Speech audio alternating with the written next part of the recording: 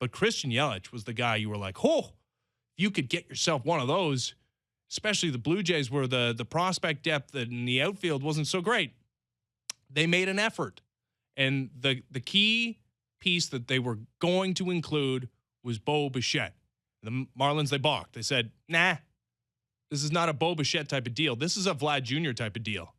And at that point, the Blue Jays were like, thanks, but no thanks. We like Christian Yelich. Not enough to give away one of the best prospects in the history of the game. My take then is the same take that I have now. They should have done it then. And looking back, it looks horrible that they didn't. Maybe Vlad Jr. turns into something. Maybe I'm making too much of a big deal of what I've seen physically and the first season of him in the major leagues, but Christian Yelich is everything and more than we ever thought he could be. He won an MVP. He put up an OPS of over 1,000 again last year before he suffered that injury. And now he's re-signed in Milwaukee. Milwaukee. This is not New York City. This is not Los Angeles. It's Milwaukee.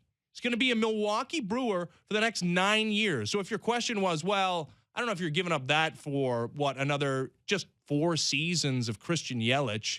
There's no chance this guy would be interested in re-signing. Come on. Put Milwaukee, put Toronto side by side. Now, I've never been to Milwaukee, and I hear the beer's good. That's where they make it. But, yeah, man. And the cheese. And the cheese. There's no comparison. The Blue Jays absolutely should have pulled the trigger on that thing, and they're going to rue the day that they didn't. I'm trying to remember what the actual talk was around that deal, but I thought it was, hey, we'll take the Kendrys Morales contract and Bo Bichette for Yelich. And that is dodging a bullet, right? Would you still not rather have Bo Bichette at his age and what his ceiling looks like than Yelich? My whole heart is given to Bo Bichette. Yeah. Imagine they had given Bo Bichette. You wouldn't feel horrible about it because you'd have. And here's Christian the thing: Yelich. if this sounds the way we're positioning this in saying Bo Bichette way over Vlad Jr. makes me feel like we're reacting too much to last season. It's not just that. Hey, no, screw that.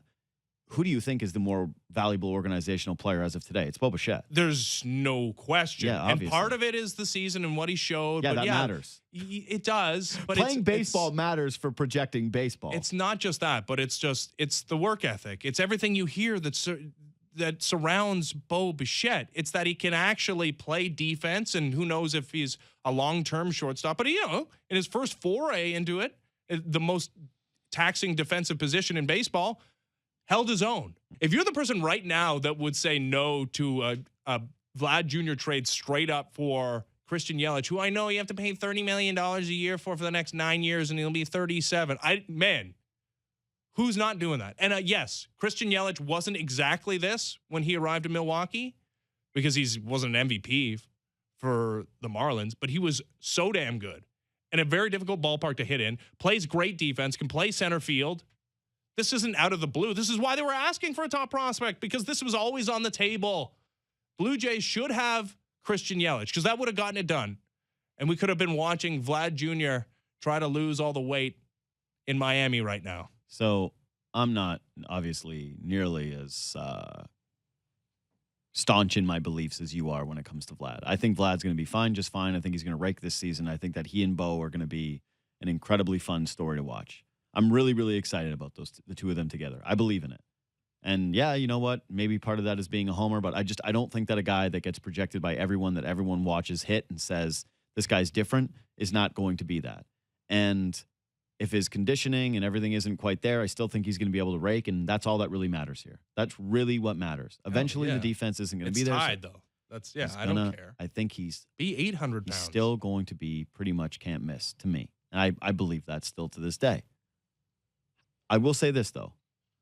The biggest difference between Bo and Vlad, and maybe we're too close to it sometimes, all the things you hear about Bo Bichette behind the scenes that you just mentioned, the work ethic, the desire to be great, the just constant attention to detail, the quote-unquote special factor, the doing everything the right way, always trying to learn, always trying to do one extra thing, is not what you hear about Vlad. It's not. That's all. That's what all we're talking I'm saying. about. And that's the thing. If that were happening and the weight was the same, but and even when we're parsing through those comments from Shapiro, they're like, he brings the joy to the ballpark and he's the happy guy. It's like, yeah, He's chill.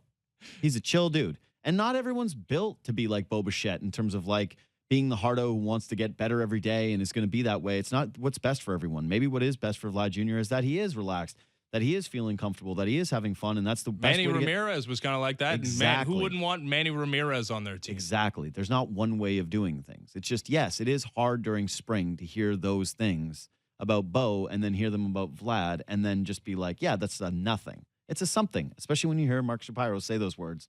Because, yeah, I think it's pretty clear what he's talking about, what he's insinuating.